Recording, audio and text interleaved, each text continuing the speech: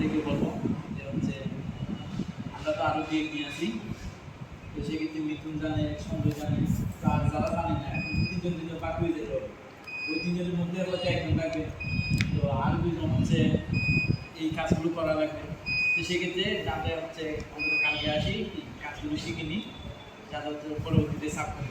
আর কারো মানে সেই পার অনুযায়ী কারো শিডিউল করতে হয়, তাহলে সেই হিসাবে তাদের জানা হচ্ছে যে আমি সোমবার আসতে পারবো, মঙ্গলবার আসতে পারবো। তোমাদের 9 দিনের মধ্যে মোটামুটি দিনগুলো ডিস্ট্রিবিউট করে দেওয়া হবে, ঠিক আছে?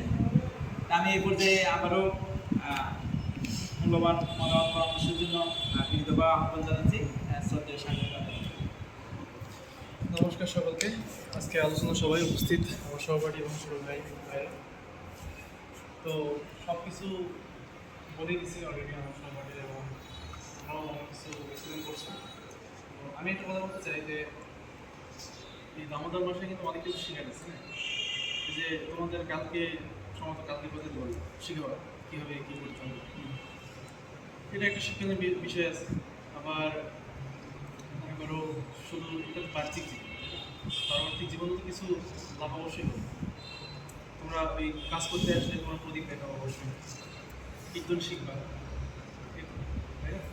তোমাদের সবাইকে আরেকটা কথা বলি যে তোমাদের অনেকে হচ্ছে অনেক সময় এক্সকিউজ বেরো, ঠিক আছে, যে আমি আজকে যাইতে পারলাম না, একটু সমস্যার কারণে। আসলে সমস্যা সবারই থাকে, হ্যাঁ, কিন্তু ওই সমস্যাটাকে ওভারকাম করা শিখতে পারে, যে আমি মানে মেনটেন করা শিখতে হয় যে আমি ওই কাজটা আধা ঘন্টা আগে করলাম, মন্দিরে আসলাম আধা ঘন্টা পর বা 5 মিনিট পর, সেটা হইতে পারে, সমস্যা থাকে।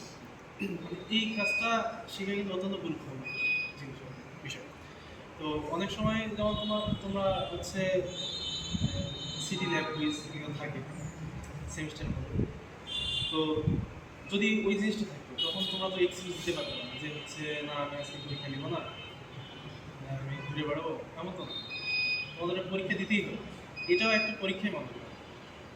এটা জাস্ট 1 ঘন্টার একটা কাজ, 1 ঘন্টার একটা কাজ, জাস্ট সারাদিন 24 ঘন্টায় 1 ঘন্টা সময় দিলে এই সময়টাকে বরাদ্দ করে রাখো। এই সময়টা শুধু আমার ভগবানের জন্য, মানে এই বাদে আর কাউকে দেওয়া যাবে না, তাই না? অন্যান্য ধর্মাবলম্বীরা কী করে, দিনে 5 বার মসজিদে যায় এবং ওখানে ওদের যাইতে আসতে সময় লাগে 5-10 মিনিট।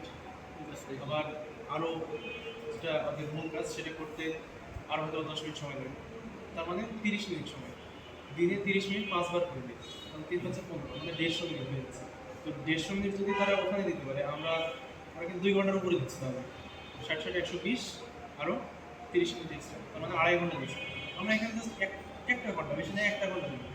ওরা কী হয় মানে 5 বারই চলে যায় আধা ঘন্টা সময় করে, আমাদের এখানে 1 ঘন্টা তাইলে হবে।